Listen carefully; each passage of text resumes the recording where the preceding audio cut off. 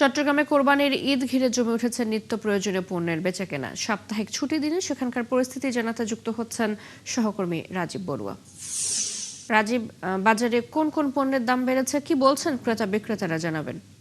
চৈতি, সামনে যেহেতু কোরবানির ঈদ আসছে, ফলে এই সময় আসলে মশলার বাজারটা কিছুটা চড়া আমরা দেখছি। বিশেষ করে এলাচের দাম যদি বলি, এলাচের দাম গত কয়েক সপ্তাহের ব্যবধানে আসলে 3 থেকে 400 টাকা বেড়ে গেছে। এখন এলাচ বিক্রি হচ্ছে মানভেদে 4800 থেকে 5200।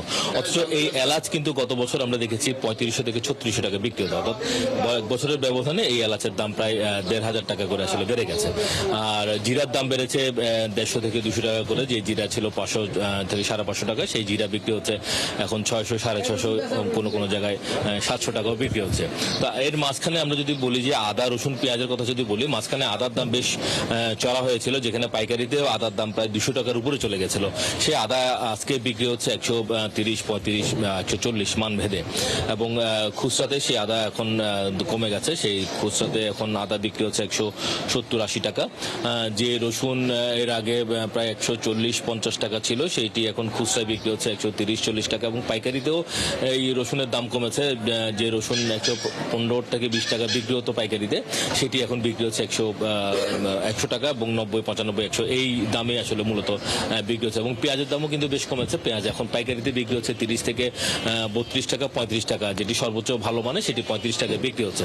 অর্থাৎ আদা, রসুন, পেঁয়াজের দাম কিছুটা কমেছে। তবে অন্যান্য যে মশলা, বিশেষ করে এলাচ এবং জিরা, এই মশলার দামগুলো বেড়ে গেছে। যেহেতু সামনে কোরবান, ফলে এগুলোর চাহিদাটা বেশি।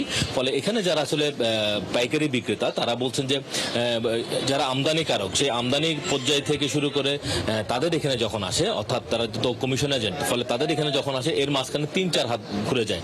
তো যার কারণে যেই পণ্যটি আসলে আমদানিকারকের বিক্রি করার কথা, তো 4-5 হাত ঘুরার কারণে সেটা আসলে 20 থেকে 30 টাকা প্রতি কেজিতে বেড়ে যায়। ফলে এটা আসলে ভোক্তা পর্যায়ে গিয়ে এটা আসলে টাকাটা অনেক পড়ে। তো তাদের দাবি হচ্ছে যে আমদানি যারা করেন, তারা যদি সরাসরি পাইকারি পর্যায়ে যদি চলে আসে, তাহলে সেই ক্ষেত্রে ভোক্তা কিন্তু আরো কিছু কম দামে আসলে এই পণ্যটি আসলে পেতে পারে। চৈতি। রাজীব, ধন্যবাদ আপনাকে।